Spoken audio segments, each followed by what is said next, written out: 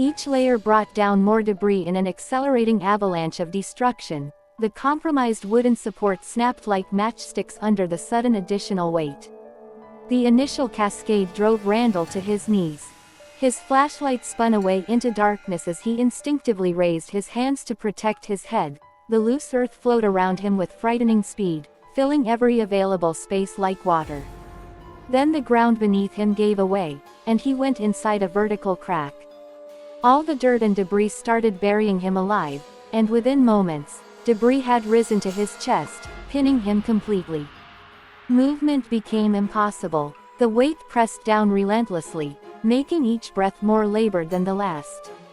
Despite his desperate efforts to keep his airway clear, loose earth found its way into his mouth and nose. Daniel's rescue attempts proved futile.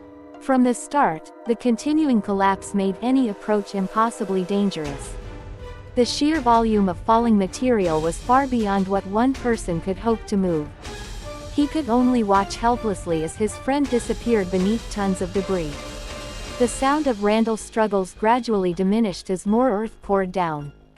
Each new load compressed his chest, further making breathing increasingly difficult. The loose soil filled every space with relentless efficiency. Panic gave way to grim realization. The weight crushing his ribs made expansion impossible. His lungs burned for oxygen that would never come. The flowing earth pressed against his face from all directions, eliminating any possibility of drawing breath. The rumbling gradually subsided, leaving an oppressive silence. What had been a passable mine shaft was now completely sealed by 1,000s of pounds of earth and stone. The damage was total and irreversible. Daniel stumbled back through the stable section of tunnel, emerging into daylight to summon help, but he knew his friend was beyond rescue. The collapse had been too massive, too complete. It seemed, Randall's final moments were spent in complete darkness, surrounded by the weight of the collapsed hillside. The excitement of exploration had become a suffocating nightmare with no possibility of escape. The rescue team that arrived 2 hours later brought heavy equipment and excavation tools. They worked methodically to dig through the collapsed section, knowing they were recovering a body rather than saving a life. The rescue team that eventually recovered Randall's body, 2 hours later, found a young soldier who had died doing what he loved, exploring the hidden places where history and adventure intersected.